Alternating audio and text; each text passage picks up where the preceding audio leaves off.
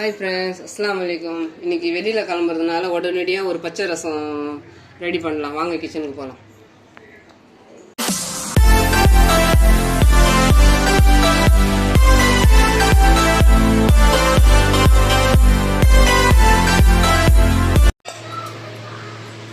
இந்த சைஸ் புளி ஒரு நல்லா ஒரு புடி புளி,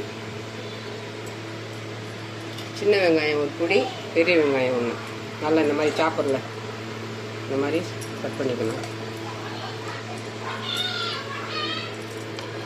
ஒரே ஒரு பச்சை மிளகா இந்த மாதிரி கட் பண்ணிக்கணும். நான் குழந்தைங்கள்லாம் சாப்பிடணும் இல்லையா, காரம் ஆகிடும். இந்த மாதிரி ஒரு பச்சை மிளகா, ஒரு கருவேப்பிலை கொத்து இந்த மாதிரி சின்னதாக கட் பண்ணி, ஒரு கொத்தமல்லி, ஒரு கொத்தமல்லி, வெறும் தழை மட்டும், காம்பு இல்லை, தழை மட்டும்.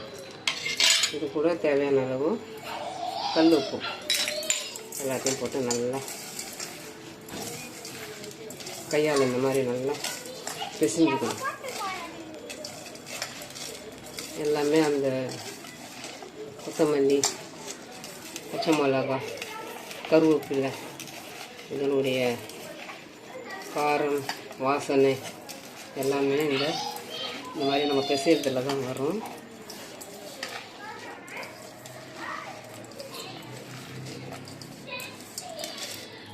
தண்ணி எரியுது, பிசைஞ்சாச்சு. கரைச்சி வச்ச புளி இந்த அளவுக்கு, அந்த புளி இந்த அளவுக்கு எடுத்துருக்கேன்.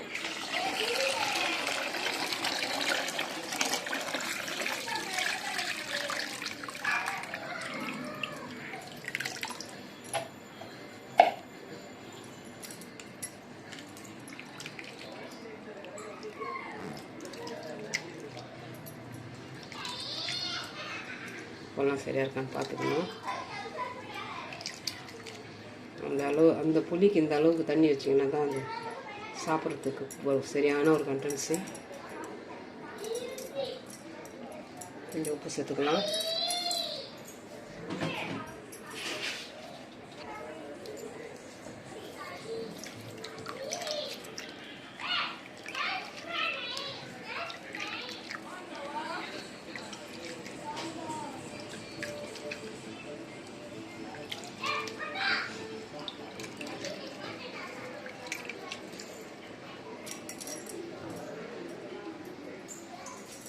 அவ்வளோதாங்க, பச்சை ரசம்.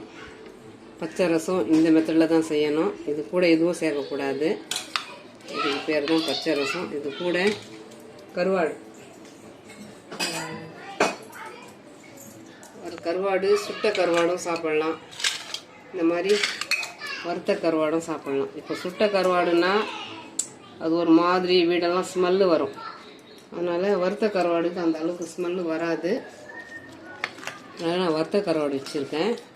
டேஸ்ட் பண்ணி பார்க்கலாம். ரொம்ப பழமையான ஒரு உடனடி பச்சை ரசம். வாவ், சுட சுட சாப்பாட்டில் போட்டு சாப்பிட்டீங்கன்னா வேறு லெவலில் இருக்கும் உங்கள் டேஸ்ட்டு. கூட கருவாடு இவ்வளோ தொட்டுக்குனாவே போதும். அந்த அளவுக்கு ஒரு காம்பினேஷன் ரெண்டும். கண்டிப்பாக எங்கேயாவது நீங்கள் அவசர அவசரமாக போகிற மாதிரி இருந்துச்சுன்னா இந்த மாதிரி ஒரு ரெசிபி செய்துக்குங்க. அடுப்பு பற்ற வைக்காமல் ஈஸி மெத்தடில். நாங்கள் இப்போ வெளியில் கிளம்புறோம், அதனால் நான் இந்த ஒரு ரெசிபி செய்து வீடியோவில் போட்டிருக்கேன். இந்த பச்சை ரசம் பிடிச்சிருந்துச்சுன்னா like, comment, share, bell button மறக்காமல் நல்ல உள்ளவங்க பேகம் சேனலுக்கு சப்ஸ்கிரைப் பண்ணுங்கள். அஸ்ஸலாமு அலைக்கும்.